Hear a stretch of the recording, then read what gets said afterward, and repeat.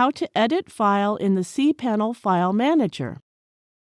Log into your cPanel account and you will be on this page. Now go to the Files section and click File Manager.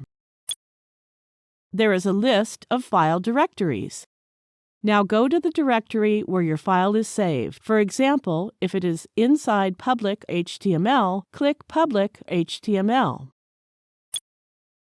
Now go to the file you want to edit. Right-click on it and choose the Edit option. It is an HTML file, therefore click Edit HTML. Here you can change the character encoding as per your language requirement and then click Edit. The HTML file is open now. Make the changes you want and click the Save button.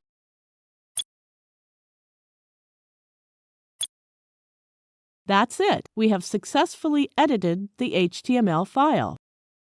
Thank you for watching.